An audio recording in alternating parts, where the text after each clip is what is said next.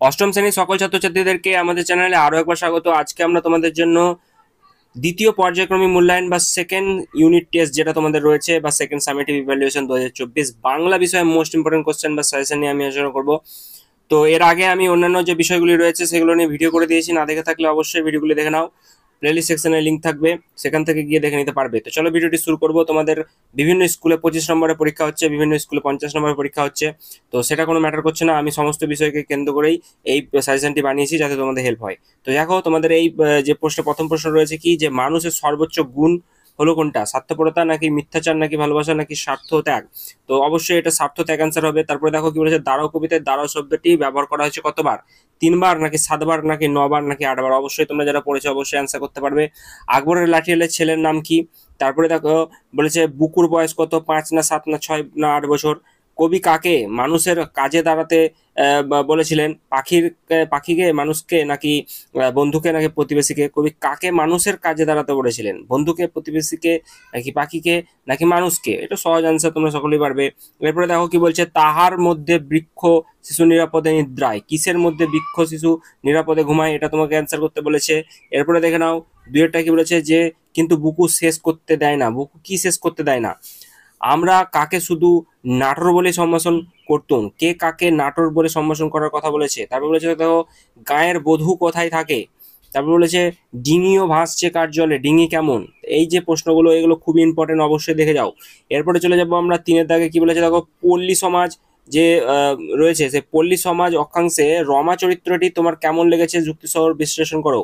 বীজ দেখিয়া গাছ কত বড় হইবে বলা যায় না, বীজ সম্পর্কে কবি কি বলেছেন? তারপরে দেখো, মানুষ বড় কাঁদছে, কি কারণে কবি এ কথা বলছেন বা বলেছেন? এই যে প্রশ্নগুলো, এগুলো খুবই ইম্পর্টেন্ট প্রশ্ন, অবশ্যই তোমরা দাগিয়ে যাও। এরপরে দেখে যাও কি বলেছে, যে পাড়া গায়ে দুপোহর ভালোবাসি কবিতাটিতে কবি পাড়া গায়ে দুপোহরকে ভালোবাসার কি কারণ দেখিয়েছেন? তারপরে দেখে নাও কি বলেছে, নিচের যে কোনো 3টি প্রশ্নের উত্তর দাও। কি বলেছে, যে প্রকৃতির কেমন ছবি দুপোহর কবিতায় ফুটে উঠেছে তা আলোচনা করো। তো এগুলো প্রশ্ন কিন্তু 3টে অ্যান্সার করতে হবে তোমাকে, ঠিক আছে? এরপরে দেখো, ঘেসবেন না ওদের কাছে, এই সাবধান বাণী কে উচ্চারণ করেছেন? ওদের বলতে কাদের কথা বোঝানো হয়েছে? তাদের কাছে না আসবার পরামর্শ দেওয়া হলো কেন? এরপরে চলে যাব আমরা, না হলে আর বেটাদের ছোট লোক বলছে কেন? কে বক্তা? এই উক্তির মধ্যে দিয়ে বক্তার চরিত্রের কি পরিচয় পাওয়া যায়? এরপরে দেখে নাও কি বলেছে, পৃথিবীর মাতায় পৃথিবী মাতার ন্যায় তাকে তাহাকে কোলে লইলেন। বিশ্ব প্রকৃতি সম্বন্ধে লেখকের গভীর যে উপলব্ধি উদ্ধৃতিটা কিভাবে প্রতিফলিত হয়েছে সেটা আলোচনা করতে বলেছে। তো এই যে আমি প্রশ্নগুলো তোমাদেরকে দিচ্ছি, এগুলো কিন্তু মোস্ট ইম্পর্টেন্ট প্রশ্ন বন্ধুরা, এই প্রশ্নগুলো অবশ্যই দেখে যাও। তারপরে চলে যাব আমরা, দেখো কি বলেছে, যে শকুনের ডিম কে দিয়েছিল অপুকে? শকুনির যে ডিম সেটা অপুকে কে দিয়েছিল? অপু ও দুর্গা কোথায় চড়ুই ভাতি করেছিল? অপু কড়ি খেলতে কোথায় গিয়েছিল? বৃদ্ধ নরোত্তম দাস বাবাজির প্রিয় বই কোনটি? তো এই প্রশ্নগুলো 1.5 নম্বর করে রয়েছে, 4টি করলে 6 নম্বর পাবে। এরপরে চলে যাব আমরা তোমাদের ব্যাকরণ পোর্শনে। কি বলেছে দেখো, নিচে রেখাঙ্কিত শব্দগুলি কোন পদে নির্দেশ করেছে?